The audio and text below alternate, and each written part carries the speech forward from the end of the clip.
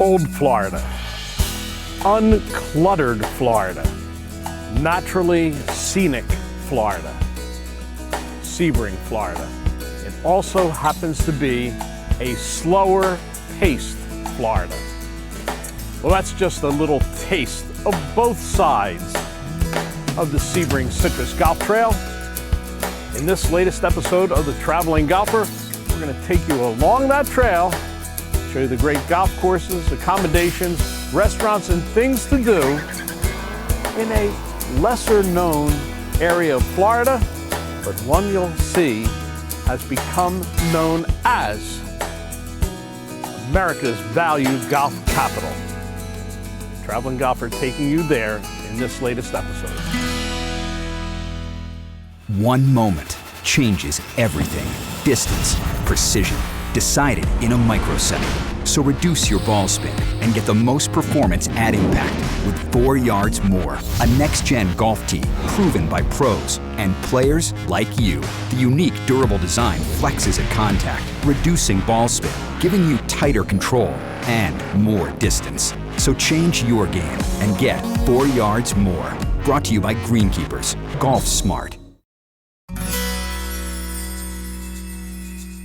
Sun and Lake Golf Club, 36 holes, Andy Kessling, head golf professional.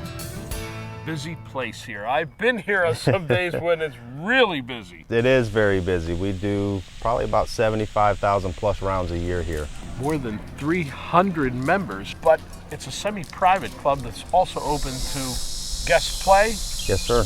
And it's owned municipally. A mix of all things. It really is a social center of this entire community. 50% of our membership, maybe a little bit more, are snowbirds that come down during the season. Hotel play from In on the Lakes, you know, our nicest hotel in the area. They do a lot of golf packages, bring a lot of people here. 2 courses. At one point, it was an 18-hole facility with Deer Run being the first golf course, and this goes back to the 70s. At that point in time, a lot of our members came here on golf packages, staying in the villas that are built over here. Toughest track in the town, a lot of character to the golf course. It's pretty friendly off the tee, but with the greens, they're somewhat smaller, and then they're somewhat perched up and everything falls off from the greens there. The original course designed by Don Dyer, but when you expanded the clubhouse, rebuild the whole 18th hole, brought in Ron Garl, and he built this entire green complex here that's spectacular. We wanted to make it a signature hole, so to speak.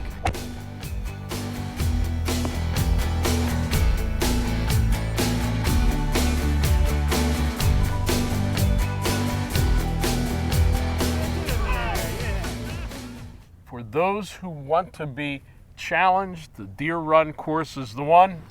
For those who want a little bit of a respite, Turtle Run? Yeah, Turtle Run is a good golf course to get out there, have some fun. A second different feel on the greens. On Deer Run, we've got Champion Bermuda, and on Turtle Run, we have Mini Verde, which are very similar Bermuda grasses. Both hybrids, both roll well without that graininess of the old Bermuda. Traveling around Florida, different course every day. Straka line will keep the 3 putts away. So when you come to Sun and Lake, you're going to see 2 different golf courses, but both in the typical Florida style. But there's one thing that's a little bit different, especially in high season. You know, you go to the coast in season, you're paying anywhere from $100 to $200. Come to Central Florida, you get the same conditions as you would at a prestigious golf course, but it's much more affordable. Our public rate this past season was $56 plus tax, includes a golf cart, and you can't beat that. Joe Stafiri, PGA professional, general manager at Pinecrest Golf Club, the Donald Ross gem of the Sebring area. It's a Donald Ross design, 1926. There's been some great history here, and great history involving professional golf. Yeah, the first ever televised professional event was here in 1959. It was covered by NBC. It was the World Championship of Golf. So that's quite an honor to have the first ever. But it was also part of some professional golf played The Hague and Hague tournament. There Tell was me a about Hague that. and Hague tournament which is like a Scotch event, men and women. And back then they were playing for a $25,000 purse back in the early 60s, which was a big purse for back in the 60s. A lot of great history with those events. That's where Arnie played, and a lot of the big names came and played in that event. Sam Snead. So tell us a little bit about the golf course. Obviously, it winds through the orange groves. Yep, it's kind of unspoiled, and people like coming here because there's not a lot of houses on the property that border the golf. Now, none of those really drastic Donald Ross greens where you had the turtle backs, but you do have some slope where if you're above the pin, it might be a little bit trouble. You know, you can sense that it was a Donald Ross. A 1926 golf course, but a modern look to it. Yeah, in 2018, new owners came in. We now have Tiff Eagle greens. Down here, a climate like this, but yet they roll smooth. I looked at this. Yeah, we're really thrilled with them. It was something that we wanted to do for many years, and we finally found a way to do it. It's just another step for us to, just keep making the place better and moving forward. So with the name back then being Pinecrest Lakes, does the lake come into play at all? There's actually 3 lakes that border part of the golf course. It doesn't really come into play too much.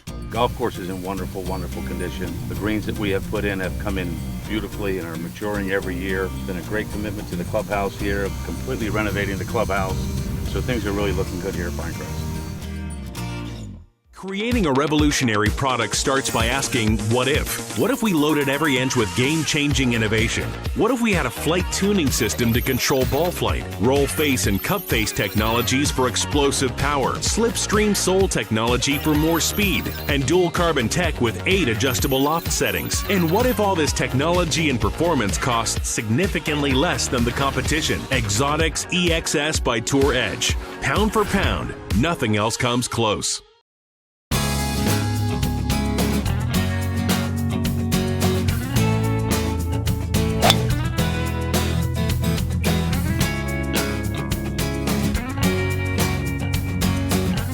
River Greens. 9 holes opened in 1969, 9 more in 1974, and getting better all the time. Head professional, Jason Beatty. Tell us about this course that, even though it says River Greens, it's on a lake. Yes, many lakes around here, and a beautiful golf course, a target golf course that requires shot making, and it's always in good condition year-round. Beautiful PGA Tour-like greens. Family has owned it from the beginning. They tend to it with loving care. Yeah. And did a bit of a renovation in the clubhouse in 2018. And unlike some of the other courses in the area, there's a little ridge that goes through here, and there's actually a little bit of elevation in the middle. Yeah, it's nice. People from the north that come down enjoy that very much. It's a little bit of character to the course. At the end of the front 9, there's a twist on the par 5 9th. We have 2 greens. The shorter green away from the lake is birdie chance. The long green is very challenging, where the drive and the second shot has to go over the lake. River Greens, it's a lake, but it definitely is green. Highlands Ridge may be a bit off the beaten path. Talking about a ridge that extends like a spine all the way down and bringing us to Avon Park, the golf course community, north and south course. That's why you see so much elevation change, especially here at Highlands Ridge. There are some high points here, and it definitely has got some rolling terrain. It's not flat. The north course Opened in 2002. and then, of course, the south course. Steve Smyers, that opened into really 1990. The south course is really designed around a natural preserve. Quite a bit of water. It plays about 6,300, 6,400 yards. Good test of golf, 6 sets of tees, champion Bermuda greens, but it's a shot maker's course.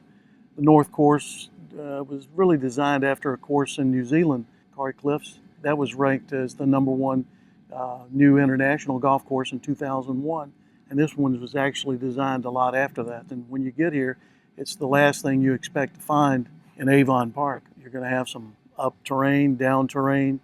It's going to require some shot making from some different lies. And the greens, we have Tiff Eagle greens here, some of the fastest in the area. They run around 11 and 12. and they're very large greens. All the greens here are probably 8 to 10,000 square feet. So you're going to have to play smart shots. Play 7,141 yards from the back tees, and believe me, it's a very difficult test from back there. 5 sets of tees, so it encompasses all levels of play. Our viewers were to come out to Highlands Ridge for a day, they're going to get 2 very different experiences right on the same property. One of the things about the whole area here, nice golf courses, very reasonable. Our maximum rate's $55 during the winter season, and most of the clubs in the area are that or a little less. We're standing in front of a real piece of Central Florida golf history. Carter Hall goes back to 1956, designed by the renowned Dick Wilson. That's right, same guy who designed the Rouse Blue Monster.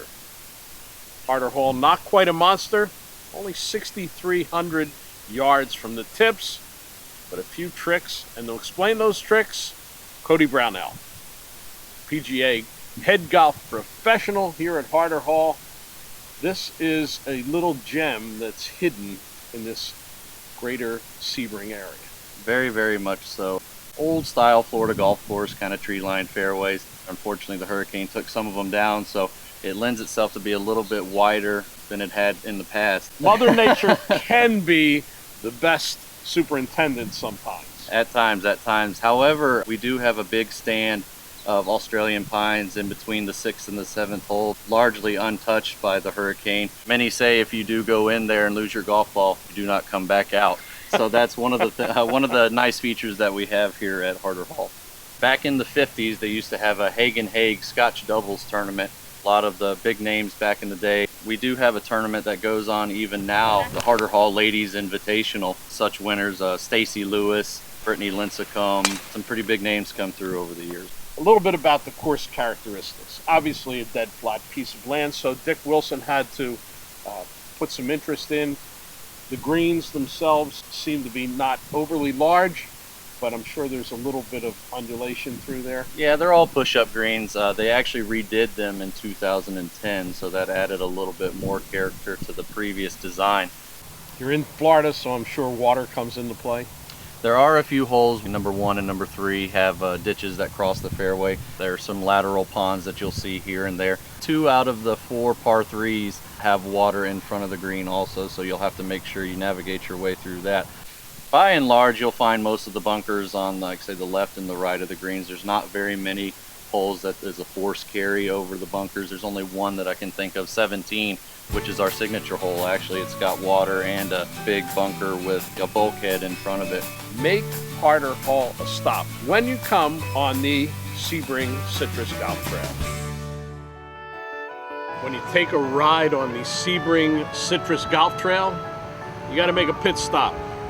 Make the pit stop at Sebring Raceway and stay at Chateau Elan Hotel and Conference Center, the only hotel in the world where from your room, your balcony, you can watch a major race. Reinhard Hobner, General Manager. My heart gets pounding just being here overlooking the track. Turn 7, right behind us. Probably the one that gets the most excitement during the big race in March, 12 hours of Sebring. It brings a sold-out hotel probably almost a year in advance. And then we have right out here probably about 50,000 people camping that stay for 4 or 5 days. Now the rest of the year, the hotel functions as a conference center for businesses, a stop for manufacturers who are testing their cars here. Often we have companies that have their regional meetings, and then they do their hard work in the conference room, but then they get out to play a little golf. 123 rooms, so it's a nice size hotel. One of the things that impresses me, you walk into that very nice lobby, and then all of a sudden, there's one of the most beautiful lobby bars I've ever seen. We've got a nice restaurant in here too. No surprise for Reinhard Hobner is their annual Oktoberfest every year. Chateau Elan Hotel and Conference Center, a fun place to stay in the middle of a very fun area. Best way to find out more about your hotel, the website? Website, www.cesebring.com.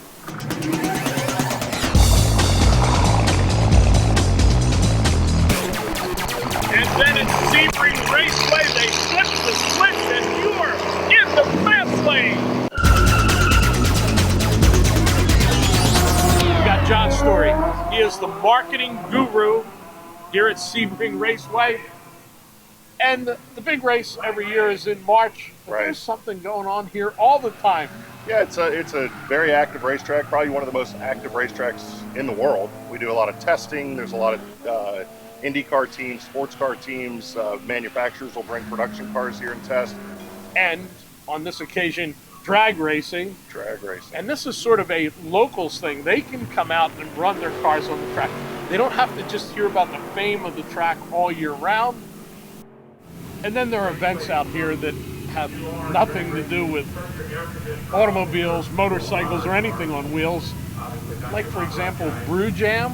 We have Brew Jam each year. It's a music and beer festival, craft beer festival. I'm in. It's a sampling event. It's a music event. We have concerts, big country music groups, some pop music out here. Doesn't have to be racing. It's a great big facility, and it's a great place for festivals and other activities like that. Casey Hart, Director of Marketing for all of the Sebring area, and the one who has helped make this America's value golf capital. But it's so much more. It really is. A lot of people say they love coming here because you can shift to a lower gear, no pun intended on the racing, but you really can, and we really offer things for everyone, every vacation pace, whether you're into the racing at Sebring International Raceway, you just want to watch a sunset, you want to look at murals, or you want to play golf. There's really something here for everybody. What you might not expect to find in the citrus area, a very good but different culinary experience. Some great restaurants. We really do have great restaurants in all kinds of ethnicities. We have Kang Tong's, which is a sushi hibachi grill restaurant, which is excellent. Chicane's restaurant, which I know you love. Lakeside and at Inn on the Lakes. And then you also have Island View, which is located at Sun and Lakes Golf Club. So after a round of golf, if you want to dine there before or after, it's also a great option. Cowpoke's Watering Hole. We have famous race car drivers who come here for Cowpoke's Watering Hole, what you would call maybe like a Western nightclub. It was once home to a 14-foot alligator inside. The live 14-foot alligator was replaced by the stage and the dance floor. So as you can imagine, it's quite the festive environment. We also have a great one, Faded Bistro and Beer Garden, which is fairly new. They do lots of craft beer. Whether you come by car or by water via Lake Jackson, all roads in Sebring lead to Don Jose's authentic Mexican restaurant. The screened-in lakefront patio is a party waiting to happen. And inside, the fiesta continues with some of the best music, cerveza, and food in the entire region, including their specialty, a big sizzling plate of fajitas. But after eating that big plate, you just might need a siesta. Sebring, Florida, small town America. And no small town would be complete without a town square, or in this case, a town circle. And of course, no town circle would be complete without the town soda shop. Sebring Soda and Ice Cream Works, 300 flavors of soda, 50 flavors of ice cream, and all delicious. Jessica Giffen and her partner Don Davies operate Sugar Sand Distillery right in the middle of a huge sugarcane field. Yes. So you grow the cane, We do. you make the booze. Yes. Hand pick which stalk of cane that we want. We go out, we cut about 1,000 stalks to make one run. We use that fresh cane juice, so we're pretty unique in our style of rum that we make. But we also do a vodka, a clear corn whiskey, and we are in the midst of making some gin and aging products also. Tasting room is a lively place, and it's also the only place in the world Yes. where you can buy your products. Absolutely. Over the years, I've seen plenty of alligators on golf courses. I didn't need to come to a site to see more, but Highlands Hammock State Park is a historic one. Opened in 1931, did you know that the Florida State Park system is the #1 ranked state park system in the country? Behind us is the boardwalk through the cypress swamp. You see all kinds of wildlife. The loop road that goes for miles throughout the entire park is a scenic drive through large palm trees and huge live oaks. This is the real Florida, the way it used to be before we came to build places like Disney and everything else. On top of golf, some really cool things to do in this area. There really are. Everything from, we have trophy bass fishing, we have lots of people that come here in the summer for boating activities, water skiing, jet skiing, paddleboarding, kayaking, anything on the water you can think of. With so much to see and do, we're gonna need a little help with that planning. Maybe the website? We do. We have a great website, visit sebring.com, and you can also go on the website or call us toll-free for a free visitor guide, and we'll mail you a copy. We've come full cycle on one of the high ridges at Highlands Ridge Golf Club in America's Value Golf Capital. We invite you to come along with the traveling golfer, see all of this, and also be with us on the next episode of The Traveling Golfer. Tony Leodora's golf wardrobe, courtesy of Antigua, the leader in modern golf apparel. Tour Edge is the official equipment sponsor of The Traveling Golfer.